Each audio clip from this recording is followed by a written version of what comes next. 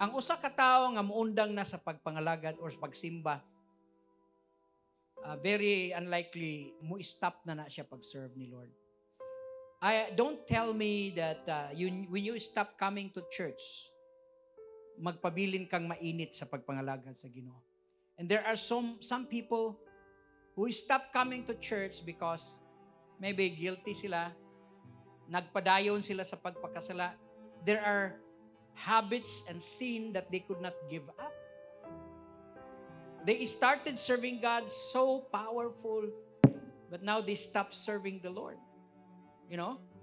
Matod pa sa Hebrews chapter 10, verses 26 to 27. If we deliberately keep on sinning after we have received the knowledge of the truth, no sacrifice of sin or for sins is left, but only the fearful expectation of the judgment and the raging fire that will consume the enemies of God. Kini nag-warn sa ato. If you will look at this passage, if you will read the whole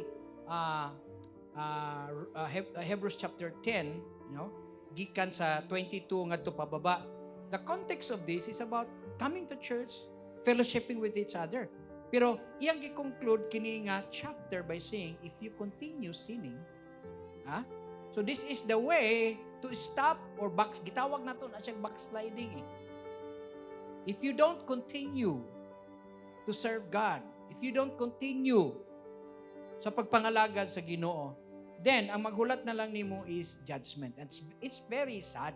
It's very fearful to fall into the hands of the Almighty. Kaya naghuwat ko is a fiery indignation that consumes the enemies of God. So I would like you to continue. Kaya kung muundang man ka sa pagsimba, that's the sign nga nag-backslide ka na. Don't tell me nga, dasig gihapon ko, Pastor. No. If you don't worship God, and if you don't attend church services and fellowship with other people to encourage you, most probably, wala ka na sa pagpangalagad sa Ginoo. I remember, grabe gito siya nga gihangaan gyud nako ba, no? I was when I was in the Bible school in our church in Cagayan de Oro, there was this man, no? Grabe siya. He was so on fire for God because sa among high school kaniadto, siya magyud ang pinaka valedictorian, and he came to know the Lord and he became part of the church. Grabe kadasig mga kaigsuunan. He was so on fire for God and he was able to win other young people because leader siya, president siya sa student body sa among school. And then, he was serving the Lord. He was so on fire and he preaches. Grabe, kuyaw man kayo mo in English, igsuon, believe kayo ko ato. So bright kayo siya. And of course, after I graduated from the Bible school, wala na akong makikita saya, kaya ato na makuglaing lugar, And maybe 20 years after, I saw him. I saw him in Samar, in Calbayog. Pastor na ako sa Samar ato. And Ernie man iyang pangalan. Kita na ako siya dito sa restaurant, but nagasigarilyo. Pero nakuan tungod sa akong kalipay nga nakita siya.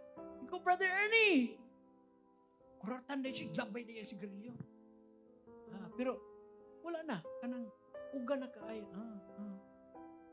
It seems that he knew me, but kanang bitang mga Kristohanon tayo, kumusta naman ka, anak? Wala lagi siya tingog. And kung sa man ka, I'm in a business trip, ba?